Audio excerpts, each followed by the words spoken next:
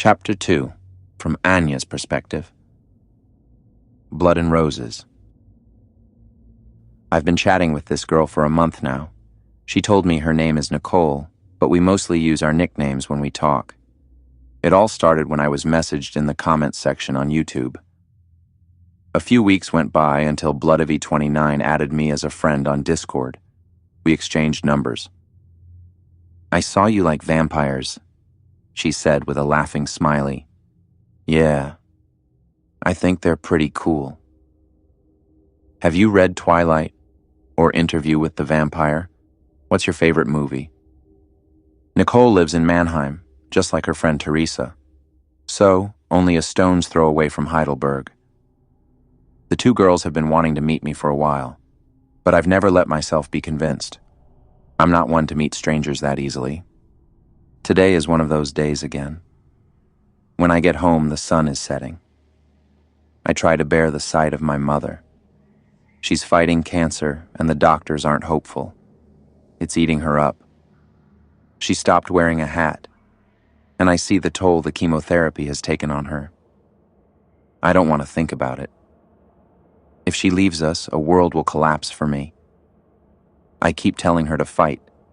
Then she disappears onto the balcony with a cigarette in her mouth. My dad lives in the US. We keep in touch regularly, but digital hugs don't provide warmth. A normal evening after I've spent the day soaking in lectures on 19th century literature. I throw my bag next to the bed and jump into my pillow with my phone. My chat window blinks. Bloodthirsty is online.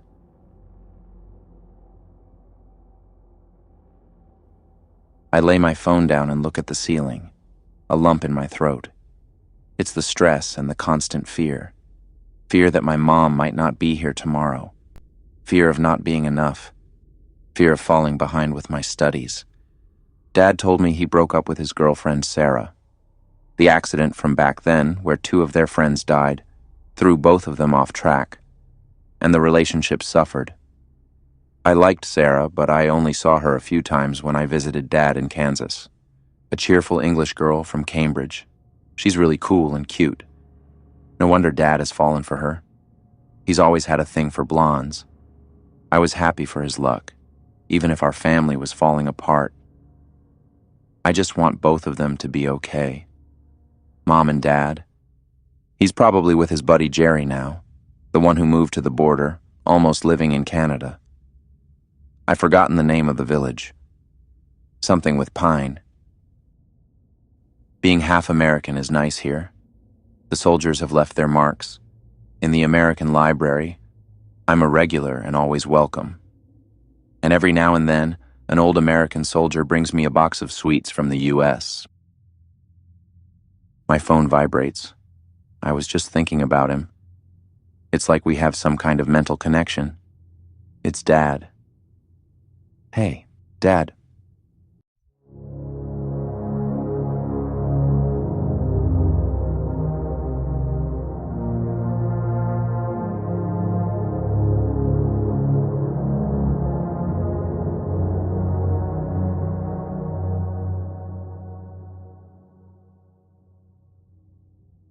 I meet Nicole at the pub. I'm wearing a red hoodie with my university logo, and I have a rain jacket with me. It's pouring outside. She recognizes me right away. She has wavy black hair that curls at the ends in this weather. Green, clear eyes. She's even more beautiful in person than in her profile picture. Her skin is pale, but the purest I've ever seen. And yes, the gothic look. A midnight blue skirt with ivy vines. A black top over it. It's like she's planning to drag me to a nightclub after the pub. I'd stick out like a sparkler and definitely wouldn't fit in. Two ciders are already waiting for us. We hug and clink our glasses. She asks me how my day was, and I give her the usual answer. The usual. Nicole laughs. She plays with the chain around her neck, which elegantly rests on her slender neck. A tree of life pendant. "I think it's so amazing that we're finally meeting in real life," she says, looking at me dreamily, a little tired. She yawns and holds her hand shakily over her mouth, tossing a strand of black hair back. Sorry, I just woke up. I've been sleeping all day. Like a creature of the night. You're taking this game seriously, huh? I laugh. She bites her lower lip, grinning. Yeah, kind of. No, I just had a day off. I work shifts. I wave my hand dismissively. I'm a little shy, so don't be surprised if I'm quiet at first. I take a sip of my cider, feeling the fruity fizz. You go ahead, talk. I want to know everything, how you're doing, what you're up to, and what kind of roleplay group this is. I'm doing okay. Lots to do as always. So? She folds her hands and moves her index fingers back and forth. This is how it goes. We meet up to 3 times a week. It's not mandatory to attend every meeting, but everyone should make time once a week. You get to know everyone, we drink together, listen to music, we play a kind of secret society game. Oh, she wiggles her hands.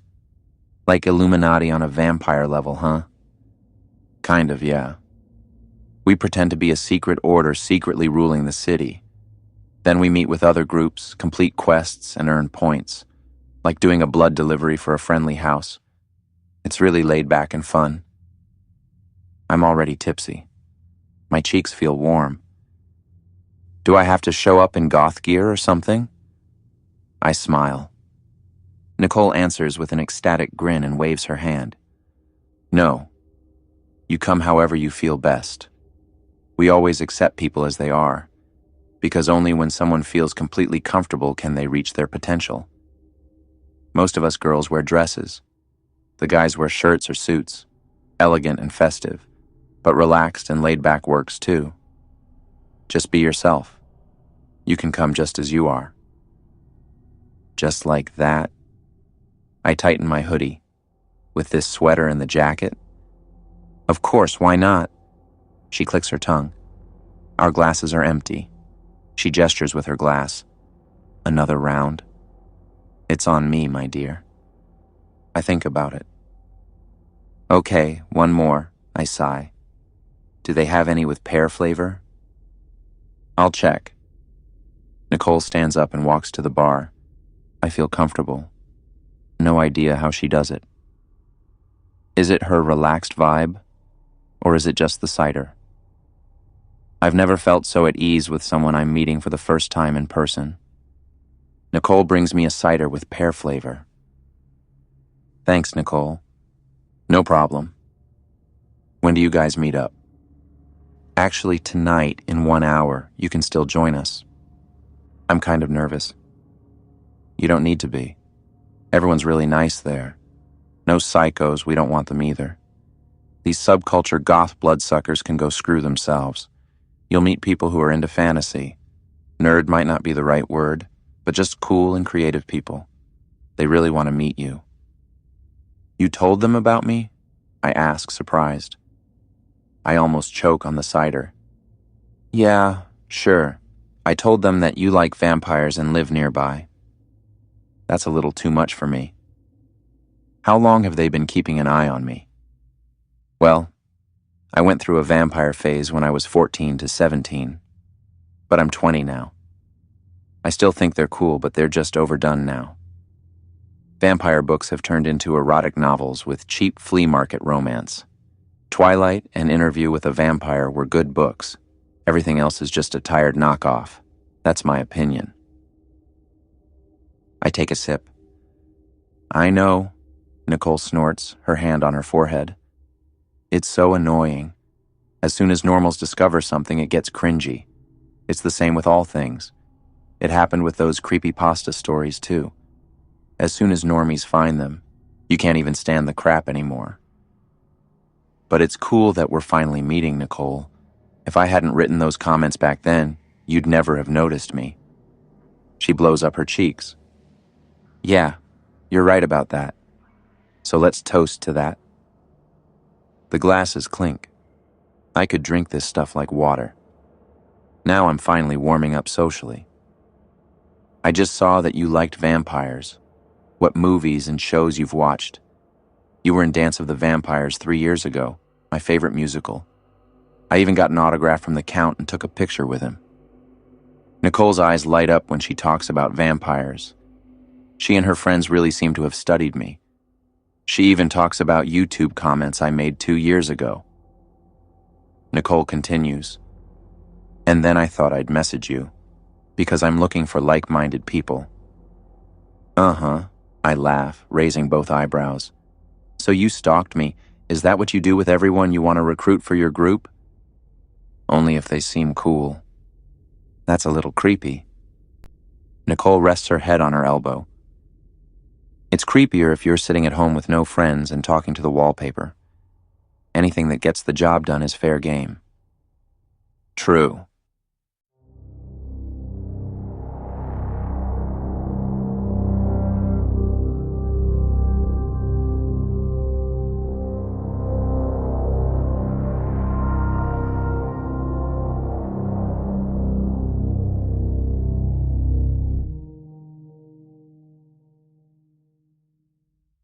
Here we are.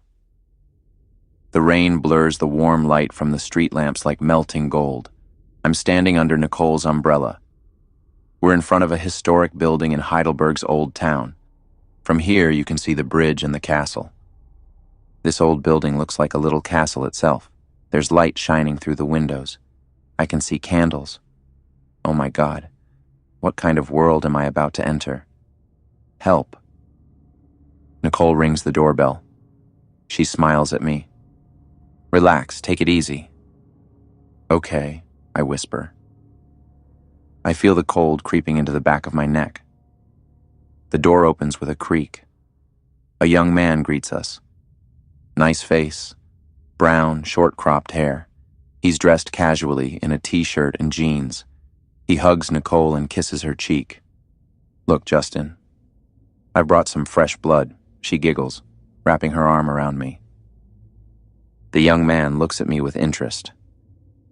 I can see that. He extends his hand to me. My hand is still soaking wet, and now I feel embarrassed. I quickly rub it on my pants. Hi, Justin. Anya. Nice to meet you. He looks at both of us. We've got a fire going in the main hall. Warm up there. Raphael's already here. You can give me your jackets. We hand him our jackets. Nicole gives me a gentle nudge and nods toward Justin. You'll only find gentlemen here tonight. The douchebags aren't allowed in.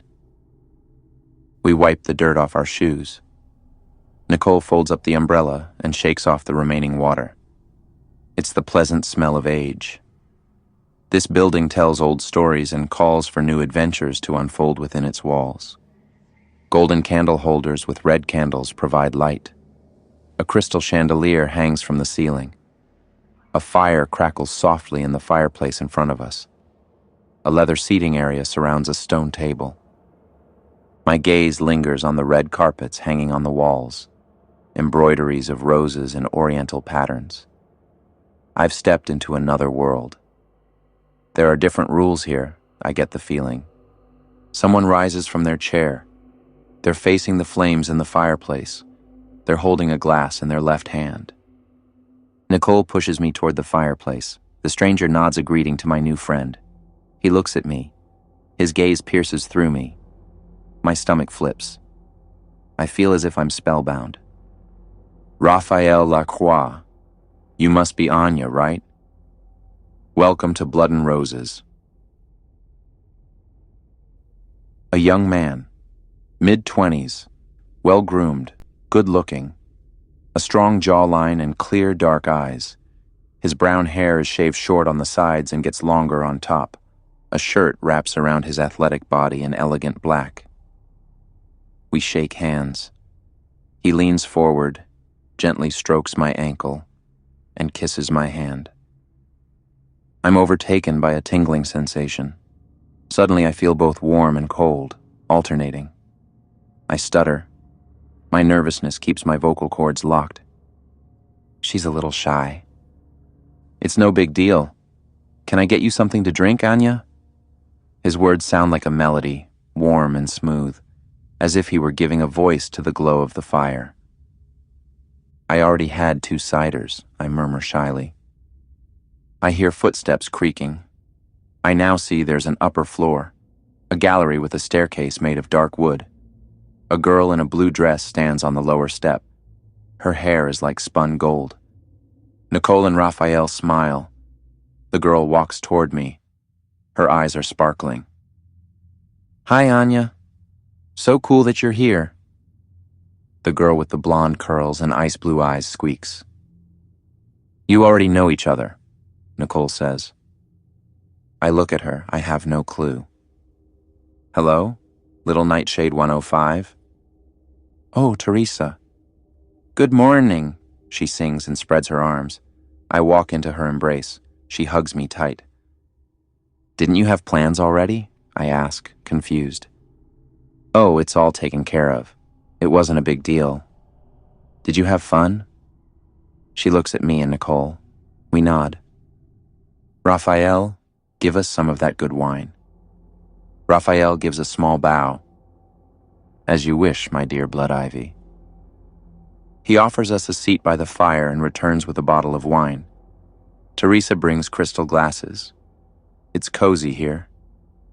Everyone fills their glasses with the deep ruby red wine.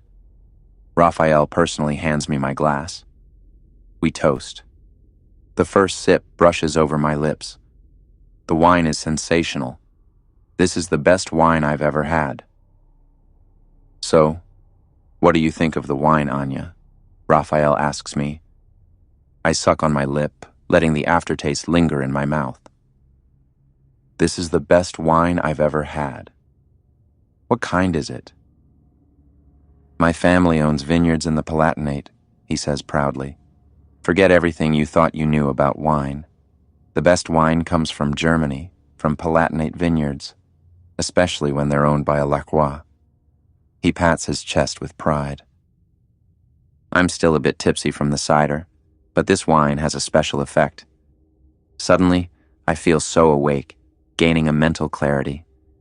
I just want to sink into the couch and listen to the fire. It sounds so beautiful. No, they didn't put anything in it. They're all drinking the same. I would have noticed if they had. Who's the boss around here? I smile at the happy group. Laughter. Raphael sucks on his lower lip. That would be me. I lead this group. In our game, they all just call me the Dauphin. "So, heir to the throne in French?" I ask. "Oui, mademoiselle.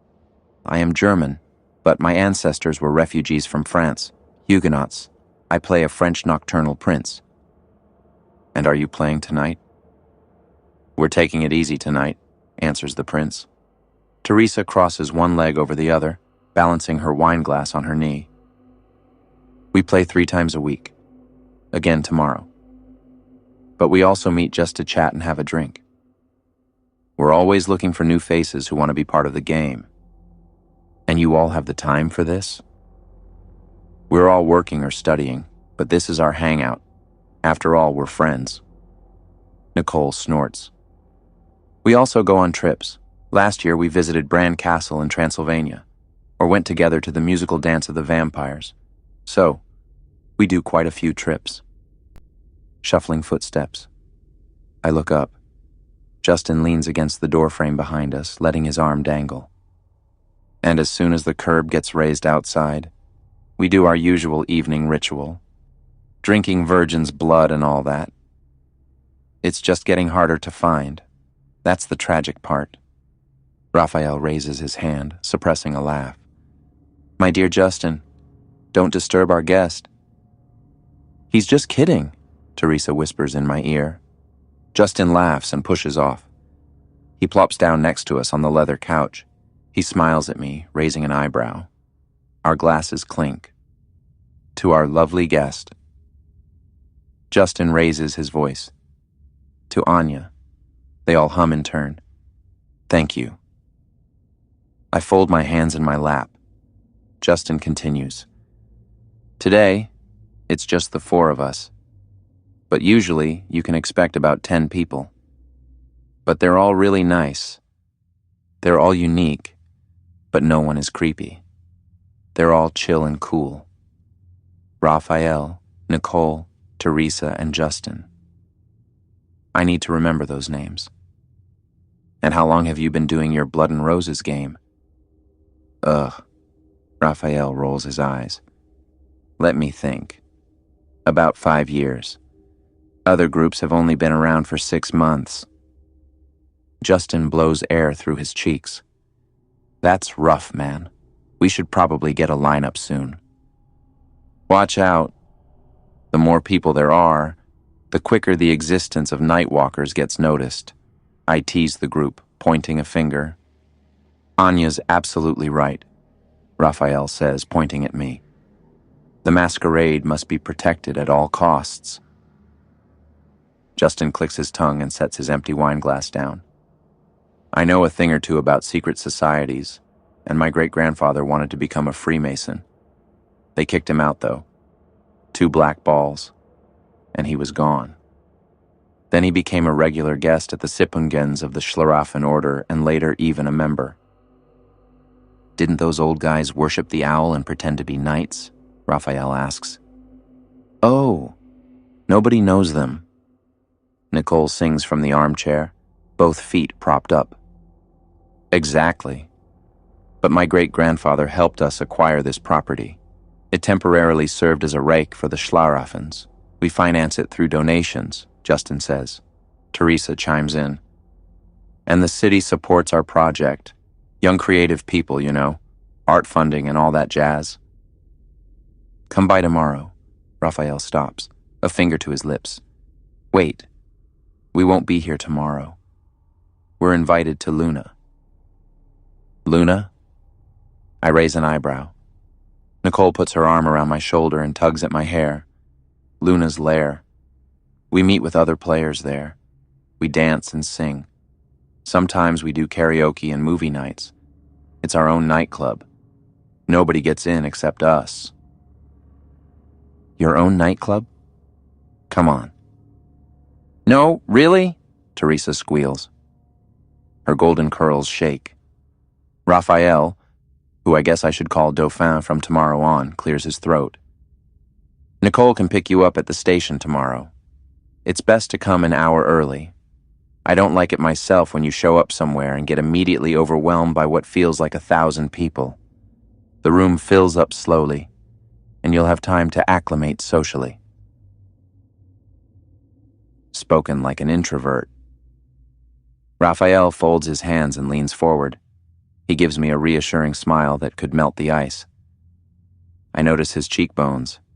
His hair shimmers in the firelight. Hard to believe such a good-looking guy admits he doesn't like crowded spaces. I thought they were all super extroverted. I'll think about it. Nope, says Nicole. Tell me now, or by tomorrow afternoon at the latest. I don't want to stand at the station for nothing. I sigh. My smile is contagious, and the others smile back. Okay, I'll come. What should I bring? Teresa raises her hand in front of my face. She wants me to slap it. Okay. Clap. Yes, she hisses. Good mood, something nice to wear. Your entry is free. Raphael leans back. Thunder rumbles. But no rain tapping against the windows. I think it's time for me to leave. I'm really tired. But I can't shake the feeling that something was off with the wine. I feel light yet somehow pinned down. A very strange sensation. It was really nice meeting you all. I'll see you tomorrow. Justin gives me a relaxed wave. Teresa hugs me and Nicole. Raphael takes my hand. A serious look to Nicole. You'll look after her and get her home safely? Of course, Raphael. Good, he grumbles thoughtfully. He nods at me as a farewell. There are some strange guys on the streets these days, a problem of modern times. Let's go, sweetie, says Nicole, gently pushing me toward the door. The jacket is grossly soaked. Out of the corner of my eye, I see Raphael. He bows. You're always welcome, Anya. Good night. He sits back down with the other two. I give Nicole my address, and she accompanies me home.